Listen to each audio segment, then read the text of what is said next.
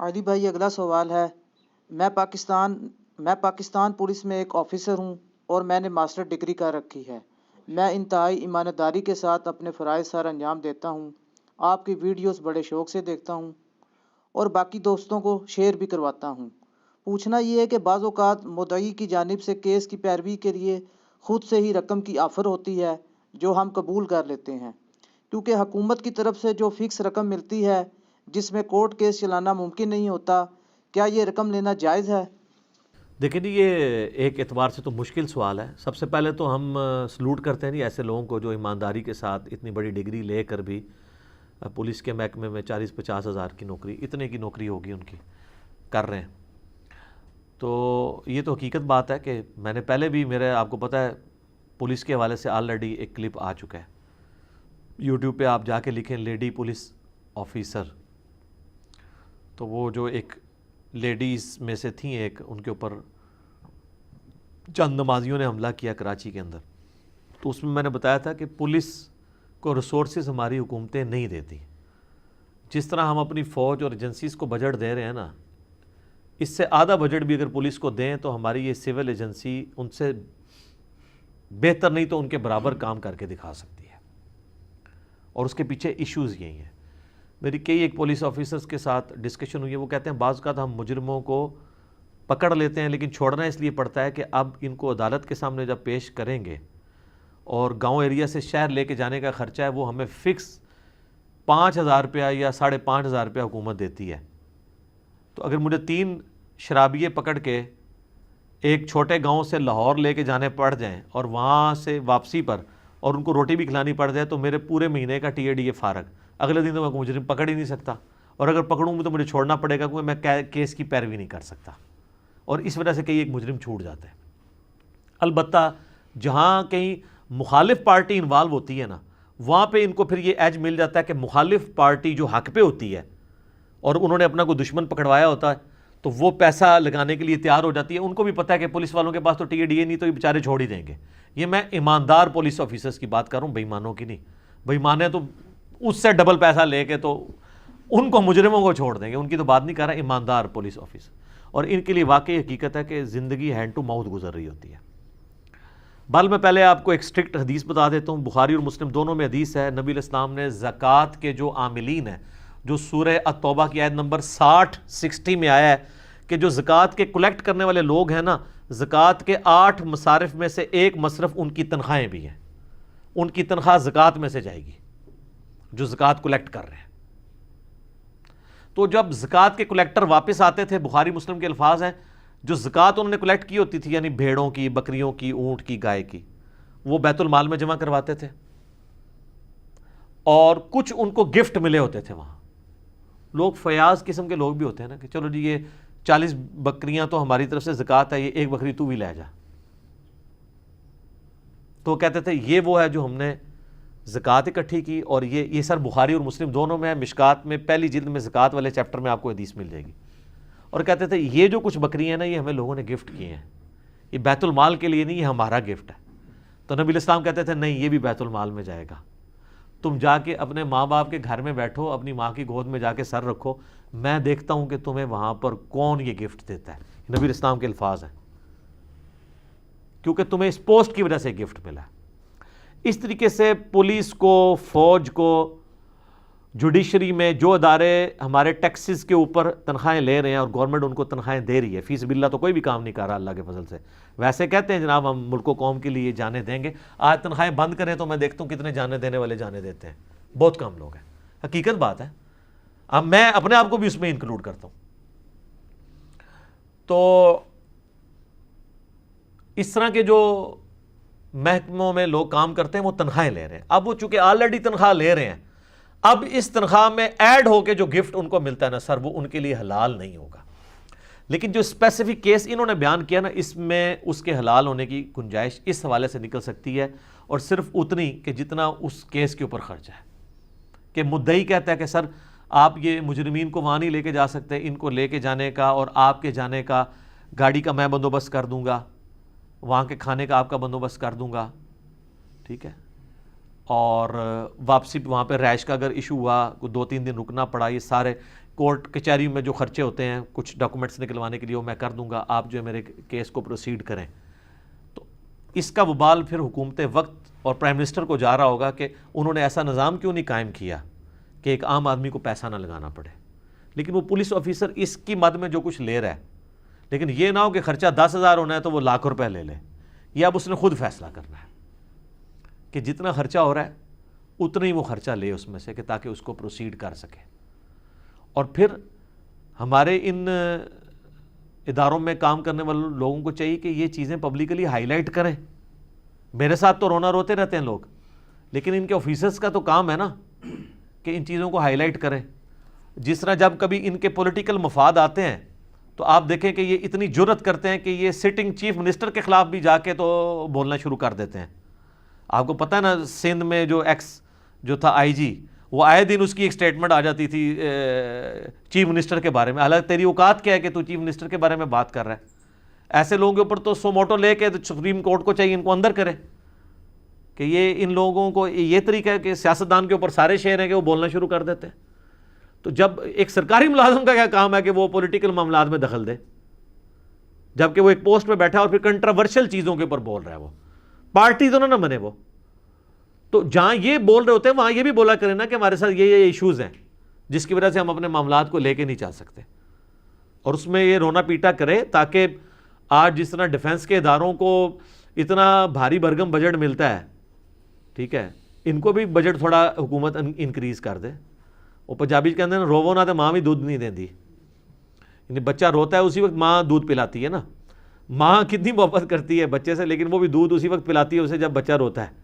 اس کو بھی اپنے بھوک کا اظہار کرنا پڑتا ہے، تو یہ بھی اظہار کرے نا. تو باقی جو اس میں تو مجھے یہاں تک یعنی انہی آفیسرز نے بتایا کہ جی ہم لوگوں کی تو تنخواہیں تھوڑی سی ہیں، تو ہمارا پورا خرچہ جو ہے نا ہمارے علاقے کے لوگوں نے اٹھایا ہوا ہے. مکان بھی ایک کرائے پہ کہتے ہیں لے کے دیا ہوا ہے، اور تھوڑا بہت کچن کا نظام بھی وہ چلا دیتے ہیں، اور آگے پیچھے جو جانا ہوتا ہے وہ گاڑی میں پٹرول بھی ڈلوا دیتے ہیں. تو میں نے پوچھا جی جو آپ کو تنخواہ ملتی ہے؟ وہ کہتے ہیں ہم نے تو اپنا اے ٹی ایم کارڈ اپنی وائفس کو دیا ہوا ہے، وہ پوری تنخواہ نکال کے استعمال ہوتی ہیں. تو وہ کہتے ہیں جتنی ہماری تنخواہ ہے نا 40 یا 50 ہزار، اتنا ہی ہمارا دوسرے شہر میں رہنے کا خرچہ بھی ہے. ظاہر ہے خرچہ تو ہو جاتا ہے دوسرے سٹی کے اندر، کھانا پینا رہائش یہ وہ. تو کہتے ہیں تنخواہ میں تو ہماری ساری تنخواہ ادھر لگ جائے. تو وہ پھر اسلامی بھائی جو ہیں ان کی خدمت کرتے ہیں. تو یہ اتنے بڑے لیول کے اوپر جو خدمات لے رہے ہیں نا، یہ تو ڈاؤٹ فل ہے. باقی اگر کوئی سمجھتا ہے کہ اس سے معاملات میں نہیں اس کے ساتھ چلا سکتا، ٹھیک ہے، نوکری چھوڑ دیں.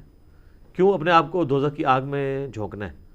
کیونکہ آپ اگر حرام کا یہ معاملہ کریں گے تو یہ تو سر بہت سٹرکٹ ہے. بخاری مسلم دونوں میں حدیث ہے، جس نے ایک بالشت بھی زمین کسی کی دبائی تو 7 زمینوں کا توق اس کے گلے میں ڈالا جائے گا. یہ تو ایک مثال کے طور پہ ہے نا کہ اتنا سا بھی ناحق کسی کا مال لیا تو 7 زمینوں کا توق ڈالا جائے گا، چاہے وہ زمین کی فارم میں ہو، چاہے وہ کرنسی کی فارم میں ہو، چاہے گولڈ کی فارم میں ہو. یہ بہت کریٹیکل ایشو ہے. پولیس والے تو پولیس رات کے اوپر چل رہے ہیں جی، سیدھی سی بات ہے. اگر کراس کرنے میں کامیاب ہو گئے تو سیدھے جنت میں، اور اگر راستے میں پھنس گئے تو کٹ کے سیدھا دوزخ میں. اور یہ صرف پولیس والے نہیں ہیں، ایجنسیز کے لوگ بھی، اور فوج کے لوگ بھی، جوڈیشری کے لوگ بھی، اور پرائم منسٹر بھی، چیف منسٹر بھی، جتنے جو ہیں وہ حکومتی عہدوں پہ بیٹھے ہوئے ہیں، وہ سب کے سب جو ہے نا وہ اس پوسٹ کا لذت تو لے رہے ہیں، لیکن پتہ نہیں ہے کہ اس کے اندر جو آگ چھپی ہوئی ہے جس کی وجہ سے ہمارے اسلاف صحابہ اور تابعین اس طرح کی چیزوں سے دور بھاگتے تھے کہ ہم کہیں پکڑے نہ جائیں. تو پولیس والوں کو میں یہی مشورہ دوں گا کہ اپنا رونا روئیں اور اس طرح کے ایشوز کو لے کے چلیں. باقی یہ ہے کہ اگر کوئی شخص آپ کو پیشی کے اوپر ساتھ اپنے خرچے پہ لے جاتا ہے، وہ تو کئی کیسز میں بھی پولیس والوں کو ساتھ لے گیا ہوں، اور جس میں آپ دھونس سے کسی نہ کہیں کہ ریکویسٹ کی فارم میں ہو اور وہ ترس کھا کے لے جاتا ہے آپ کو، تو پھر آپ ان کے ساتھ جا سکتے ہیں. پھر آپ کے اوپر کوئی گناہ نہیں ہے، بشرطے کہ جن کے ساتھ جا رہے ہیں وہ حق پہ ہوں. یہ نہیں ہے کہ چوروں کے ساتھ آپ جائیں پھر وہی ہے کہ آنکھ پیٹ کھائے اور آنکھ شرمائے. ایسا نہیں ہونا چاہیے، یہ بالکل ذہن میں رکھیے گا.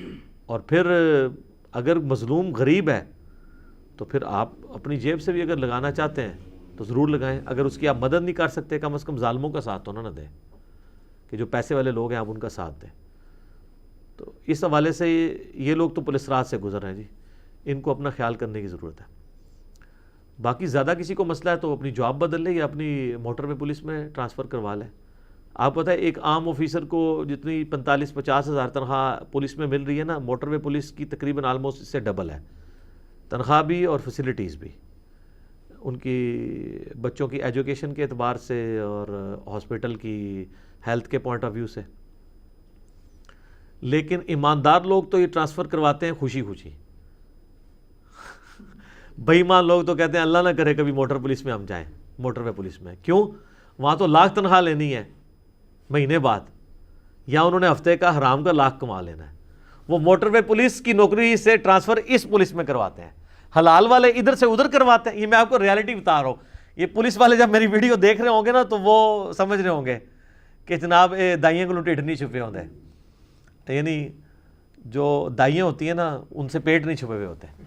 تو وہ یہ اس طریقے سے ایماندار آدمی تو ادھر جانے کی کوشش کرتا ہے, اور بے ایمان آدمی کہتا ہے جناب میں کدھر چھوڑ دیتا ہوں, انہوں سے پکھا مارن لگے نا, وہ ادھر آنے کی کوشش کرتا ہے. تو لیکن یہ آخرت کے پوائنٹ آف ویو سے دیکھا جائے تو پھر ظاہر ہے کہ جی دنیا میں آپ کو روکی سوکی تو کھانی پڑے گی. مثالیں ہم صحابہ کی دیتے ہیں, اہل بیت کی دیتے ہیں کہ جی چولہا نہیں جلتا تھا 3 مہینے تک, بخاری مسلم میں آتا ہے نبی اسلام کے گھر. تو یہ صرف بیان کرنے کے لیے ہے, یا اے سی والی مسجد میں بیٹھ کے مزے لے لے کے بیان کرنے کے لیے اس پہ عمل کوئی نہیں کرنا. آپ نے عمل کرنا ظاہر ہے مشکل ہے, اور وہ تو ظاہر ہے کہ علماء نہیں عمل کر رہے, تو یہ بیچارے عام دنیا دار لوگ جو دنیا میں اس طریقے سے مختلف پوسٹ کے اوپر ہیں, ان کا تو اتنا تزکیہ نہیں ہوا, ان سے آپ کیسے ایکسپیکٹ کریں گے. باقی آپ کو پتہ ہے پولیس کے ہاتھ ہمیں بھی لگے ہیں, لیکن اس کے باوجود ہم کہتے ہیں کہ پولیس اوورآل ایک مظلوم طبقہ ہے. اگرچہ کئی ایک ان کی اپنی غلطیاں بھی ہیں جس کی وجہ سے ان کو لوگ برا سمجھتے ہیں, لیکن گورنمنٹ نے بھی ان کو جس طریقے سے یعنی ڈراموں کے ذریعے یا اور طریقوں سے بدنام کیا ہے, تو اس میں ان کا بھی پورا ہاتھ ہے. تو یہی ہم جناب کہیں گے کہ جناب بچ جائیں. آپ اپنا مفتی آپ کے اندر بیٹھا ہے, صحیح مسلم میں حدیث ہے گناہ وہ جو تیرے دل میں کھٹکے اور تو ڈرے کہ لوگوں کو پتہ نہ چل جائے. اور جامعہ ترمذی میں حدیث ہے, حسن ابن علی کہتے ہیں مجھے نبی علیہ السلام نے کہا تھا کہ بیٹا جو چیز تجھے شک میں ڈال دے اس کو چھوڑ دینا, سچائی اطمینان عطا کرتی ہے اور جھوٹ بے سکونی دیتا ہے. یہ 2 حدیثیں آپ لے لیں تو اندر کا مفتی آپ کا خود آپ کو بتا دے گا کہ کون سی چیز صحیح ہو رہی ہے کون سی غلط.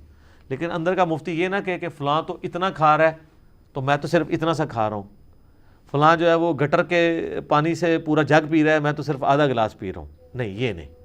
ریالٹی میں ہر بندے کو پتہ ہوتا ہے, بڑے بھولے بن کے مجھ سے پوچھ رہے ہوتے ہیں جائز ہے کہ نہیں. تو سر ہماری تو کوئی چیز ٹیک پہ نہیں لگی, ہم تو فوراً کہہ دیں گے حرام ہے, اور حلال ہوگی تو فوراً کہہ دیں گے حلال ہے. اس لیے کہ ہمیں تو کوئی, آپ جانے آپ اور اللہ کا معاملہ ہے, ہم کیوں کرٹسی میں آ کے تو کسی کو غلط بات بتا دیں گے. مجھ سے کئی لوگ بڑے جناب وہ پیار اور محبت کی پینگیں بڑھا کے تو پھر اینڈ پہ وہ ایک سوال کرتے ہیں, وہ ایکسپیکٹ کر رہے ہوتے ہیں کہ ہم جتنے اس کے سامنے اپنا احترام یا لاڈ کر رہے ہیں تو یہ ہماری مرضی کا فتویٰ دے گا, تو اسی تو ننگی تلوار آ. مولا علی گل ہے, مولا علی گل ہے کہ یا گوشہ نشینی ہوئے گی یا انصاف ہوئے گا. تو میں گوشہ نشین تے ہے نہیں ہاں, میں تو ایکسٹروورٹ ہو کے پبلک کے سامنے آ کے للکارے ہر بندے نو, تو انصاف ہوئے گا بھائی. یہ نہیں دیکھا جائے گا یہ سوال کون پوچھ رہا ہے, بالکل ننگا جواب دیا جائے گا کہ یہ اس طرح نہیں ہے, یہ ایسے ہوگا. اور پھر وہ ایسا منہ آٹ کے دیکھنا شروع کر دیں کہ یہ تو بالکل ہی سیدھا ہو گیا. اس لیے کہ میرے بھائی اس میں کو اپنی دلیری نہیں دکھا رہا ہوتا, بیسیکلی مجھے ڈر ہوتا ہے کہ اس کی وجہ سے میں نہ مارا جاؤں. یہ ڈر خوف تو مولویوں کو نہیں ہوتا یا پیسے لے کے فتویٰ دینے والوں کو تو نہیں ہوتا, کیونکہ ان کے سامنے کو اللہ کا ایسا راز ہے غفور الرحیم ہونے کا جو آج تک ہم پہ نہیں کھل سکا. وہ یہی کہتے ہیں نا. اور یہ صوفیاء کی باقاعدہ بحث ہیں. آپ رابعہ بصریہ کے چیپٹر پڑھیں گے نا تذکرۃ الاولیاء میں, اس میں اس نے لکھا ہے کہ اگر مجھے اللہ نے دوزخ میں پھینکا نا تو میں ایک ایسا راز اللہ کی جو دوزخ کے اوپر اشکار کروں گی کہ دوزخ کی آگ ٹھنڈی ہو جائے گی. تیرے کول کیڑا راز ہے جیڑا انبیاء کول کو نہیں ہے, جیڑا صحابہ اور تابعین کول کوئی نہیں سی, جیڑے بچارے روندے رہندے سن کہ آخرت ہی ساڈا بننا کیا ہے. بچارے پوری زندگی روتے رہے کہ آخرت میں کیا بننا ہے. تیرے پاس کون سا ایسا راز ہے؟ وہ راز میں بتا دیتا ہوں کیا ہے, کہ عقل نہ ہوئے تھے موجہ ہی موجہ, عقل ہوئے تھے سوچا ہی سوچا. یعنی جیسے کبوتر نے بلی کو غائب کرنی ہے تو بلی تو اس کو پتہ ہے غائب نہیں ہوگی, وہ راز یہ ہے کہ آنکھیں بند کر لو, تھوڑی دیر کے لیے تو غائب ہوگی نا, پھر تو غائب ہو جائے گا. ایسے بلی مروڑ دے گی. تو یہ ساری, اور پھر لوگ یہ باتیں نا جناب وہ ایسی پیش کر رہے تھے, بڑی معرفت کی گل ہے جناب, بڑی گہری گل انہوں نے کیتی ہے. جنی پٹھی گل ہوندی ہے نا ان کا تو بڑی جناب بڑی گہری گل کیتی ہے. یار قرآن سے زیادہ کون گہری بات کر سکتا تھا؟ ٹھیک ہے نا. ایک خاص لوگوں کی توحید ہوتی ہے, ایک عوام الناس کی توحید ہوتی ہے, اور سر توحید وہی ہوتی ہے جو محمد رسول اللہ نے سکھائی ہے صلی اللہ علیہ وآلہ وسلم.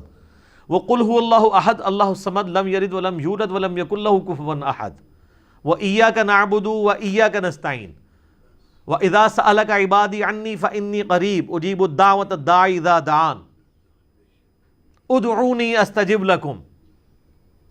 وہ توحید ہے. لیکن وہ بیچ میں انہوں نے اور باتیں کرنی ہوتی ہیں, وہ جو یعنی وہ ابن عربی بھی کر کے گیا ہے, اور وہ یقین کریں آپ فتوحات مکیہ پڑھیں, جس بندے کو اردو پڑھنی آتی ہے اور اس کا انٹلیکچوئل لیول ہے اور اس نے قرآن ایک دفعہ ترجمے سے پڑھا ہوا ہے, وہ 2 صفحے پڑھے گا تو اس کی ہنسی چھوٹ جائے گی کہ یار اس کو انہوں نے یہ بنایا ہوا ہے جس بیچارے کو قرآن کا بھی نہیں پتا تھا. کچھ سے کچھ نکالتے ہیں. قرآن کتاب فصلت آیاتہ ہے, اللہ نے فرمایا. سورہ فصلت کا آغاز ہی اسی سے ہو رہا ہے جسے سورہ حامیم السجدہ, کہ یہ تفصیل سے بیان کر دی گئی ہیں آیات, بالکل آیات بینات ہیں, بالکل واضح ہیں, اور اس سے وہی رزلٹ نکلتا ہے جو اس کے اندر لکھا ہوا ہے. اور اگر آپ اس کے اپوزٹ رزلٹ نکالنے کی کوشش کرتے ہیں تو قرآن میں جو آیات آتی ہیں, اللہ تعالیٰ فرماتا ہے جو ہمیں ہماری آیات میں ہرانے کی کوشش کرتا ہے نا, اسے ہم آگ میں جھونکیں گے. یہ وہ لوگ ہیں جو اللہ کو قرآن کی آیات میں ہرانا چاہتے ہیں, کیونکہ وہ قرآن کے منہ میں اپنا لقمہ دینا چاہتے ہیں, قرآن کی تعلیمات نہیں لینا چاہتے. یہ پچھلے دنوں ایک اہل حدیث مولوی کا کلپ مجھے ابرار بھائی دکھا رہے تھے. اس نے کہا ہے کہ جی 1000 آیتیں بینات تم مجھے دکھا دو. آیت بین وہ ہوتا ہے جو متشابہ نہ ہو, بالکل واضح ہو, اور وہ کہتا ہے مجھے یہ پتہ بھی چل جائے کہ جو تم اس کا فام بیان کر رہے ہو اس میں سے یہی نکلتا ہے, تب بھی میں یہ دیکھوں گا کہ میرے بابے کیا کہہ کے گئے ہیں. تو سر سارے یہی کر رہے ہیں.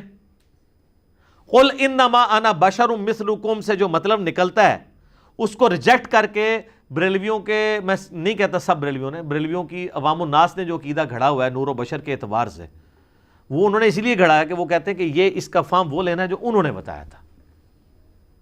اب یہی کام اگر اہل حدیث بھی کریں گے تو پھر آپ میں ان میں کیا فرق رہ گیا؟ بھائی سلف ہمارے سامنے موجود نہیں ہے, اور واللہ ہمارے سامنے موجود ہوں ہم ان سے علمی اختلاف بھی کر سکتے ہیں کہ سر یہ تو یہ لکھا ہوا ہے, لیکن اس سلف سے مراد میں تابعین, تبع تابعین اور بعد کے لوگ لے رہا ہوں, صحابہ نہیں. صحابہ کا تو سورس آف نالج نبی علیہ السلام تھے.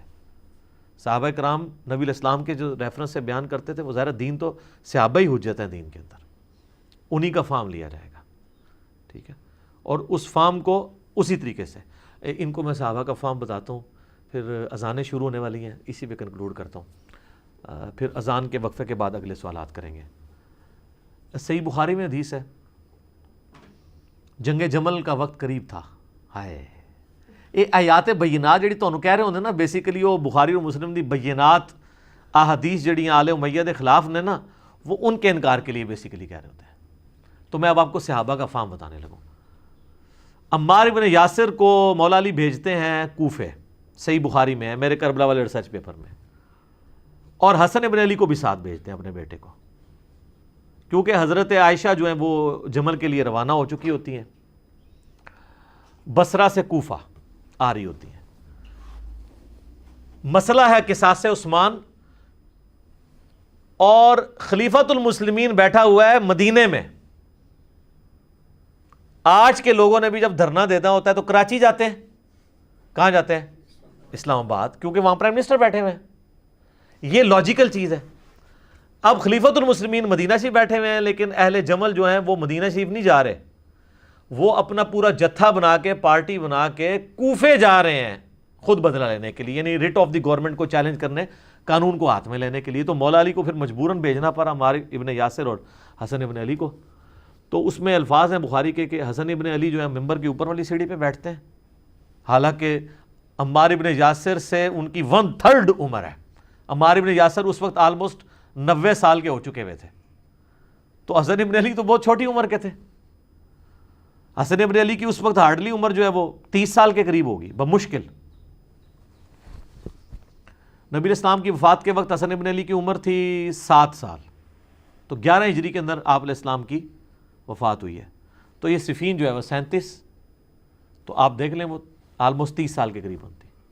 اور وہ عمار ابن یاسر خطبہ دیتے ہیں کہ لوگوں اللہ نے تمہیں آزمائش میں ڈال دیا ہے، ایک طرف دنیا اور آخرت میں تمہارے نبی کی بیوی ہیں، یعنی حضرت عائشہ کی رسپیکٹ نہیں انہوں نے کام کی، آخرت میں بھی جب بیوی کہہ دیا تو جنتی خاتون مان لیا نا۔ اور قربان جاؤں امام بخاری نے اس حدیث کو حضرت عائشہ کی جو فضیلت پہ چیپٹر باندھا ہے نا اس میں بھی ڈال دیا ہے، کچھ چھپا کے نہیں لکھا۔ یہ کہتے ہیں جی وہ ڈھونڈ ڈھونڈ کے حدیثیں، اب مجھے بتائیں حضرت عائشہ کی فضیلت میں اگر کوئی بخاری کھولے گا تو وہ اس حدیث کے اوپر پہنچ جائے گا، پھر گستاخ ہو جائے گا انہاں دے نزدیک۔ تو گستاخ انہوں کون کر رہا ہوئے گا؟ امام بخاری، نعوذ باللہ۔ تو یہی وہ ہے نا جس پہ میں نے بولا تھا وہ امام بخاری نیم رافضی، ٹونٹ کے طور پہ میں نے بولا تھا ناسبیوں کو، تو انہوں نے میرا کلپ کاٹ لیا تھا، وہ یہی حدیث تھی، وہ آدھا جملہ کاٹ لیا انہوں نے۔ اچھا جی، وہ کہتے ہیں لوگوں تمہیں اللہ نے آزمایا ہے کہ تم امیر المومنین اللہ کی اطاعت کرتے ہو یا عائشہ کی اطاعت کرتے ہو۔ حضرت علی کے ساتھ ذکر کیا اللہ کی اطاعت، کیوں؟ اطیعوا اللہ و اطیعوا الرسول و اولی الامر منکم، وہ حکمران تھے تو رسپیکٹ بھی کی اور کہا کہ اب تم نے فیصلہ کرنا ہے کہ تم نے اللہ کی اطاعت کرنی ہے یا عائشہ کی۔ اب مجھے بتائیں اس میں حضرت عمار ابن یاسر کا فہم کیا ہے کہ وہ حضرت علی کی پیروی کو، حکومت وقت کی پیروی کو قرآن کے حکم کے تحت اللہ کی پیروی مانتے تھے نا، اور مخالفین کو وہ کہتے تھے کہ وہ اللہ کے حکم سے حکم عدولی کر رہے ہیں۔ تو یہ فہم عمار ابن یاسر کا آپ نے نہیں لینا، جبکہ وہ دلیل کے ساتھ بھی ہے وَأُولِي الْأَمْرِ مِنْكُمْ، بلکہ اس میں تو ایک اور حدیث بھی کوٹ کی جا سکتی تھی، علیکم بسنتی وسنت الخلفاء الراشدین المہدیین، اور کئی حدیثیں کوٹ ہو سکتی۔ آج کی ڈیٹ میں تمہارے پاس بہت ساری حدیثیں جو کوٹ ہو سکتی ہیں، کیونکہ اس وقت تو عمار ابن یاسر تو زندہ تھے، بعد میں شہید ہوئے، تو اب تو ہم وہ بخاری کی 2812 بھی کوٹ کر سکتے ہیں کہ عمار کو ایک باغی جماعت قتل کرے گی۔ عمار خود تو وہ کوٹ نہیں کر سکے، ٹھیک ہے، صفین میں ویسے کوٹ کی بھی، تو عمار ان کو جنت کی طرف بلائے گا اور جماعت دوزخ کی طرف بلائے گی۔ ویسے تو اس ٹائم حضرت عمار کو تو یہ پتہ بھی نہیں تھا نا میں نے جمل میں شہید ہونا ہے یا صفین میں۔ جمل بھی جو حضرت طلحہ، زبیر اور سیدہ عائشہ ہارے ہیں وہ اسی وجہ سے کہ حضرت عمار کو جب حضرت علی کی طرف دیکھتے تھے نا تو کئی لوگ جنگ چھوڑ کے چلے جاتے تھے، کیونکہ یہ حدیث متواتر سب کو پتہ تھی۔ حضرت طلحہ، زبیر یہ لوگ بھی پیچھے ہٹ گئے کہ عمار تو ان کے ساتھ ہے، کیونکہ یہ پتہ نہیں تھا نا کہ کون سی جنگ میں شہید ہونا ہے۔ وہ تو جا کے پھر حضرت عمار ابن یاسر جڑے اہل صفین دے گاٹے فٹ ہوئے نے، جا کے اہل جمل والے کہتے ہیں ساڑھے گاٹے فٹ ہون گے، ویسے فٹ تے دوئیں دے ہوئے نے۔ انہوں نے اس طرح ہو گئے کہ انہوں نے میدان چھوڑنا پیا، دوسروں کے اس لیے ہو گیا کہ وہ آج تک بھگت رہے ہیں اس کو، ہماری ویڈیوز کے بعد تو بہت زیادہ بھگت رہے ہیں۔ تو میرا خیال ہے یہ فہم صحابہ کی اگر بات کرتے ہیں نا اسلاف کا فہم، تو اسلاف کا فہم عمار ابن یاسر اسلاف نہیں ہے، تو ان کو بھی دیکھنا چاہیے۔ بخاری میں حدیث ہے کہ عمار کی زبان کو اللہ نے شیطان سے محفوظ کیا ہے، نبی علیہ السلام کی حدیث ہے۔ تو عمار کے شیعہ بنے، آل امیہ کے شیعہ نہ بنے، ٹھیک ہو گیا جی۔ اب اذانیں شروع ہو چکی ہیں، بقیہ کے صلوات انشاءاللہ اذان مغرب کے وقفے کے بعد انشاءاللہ۔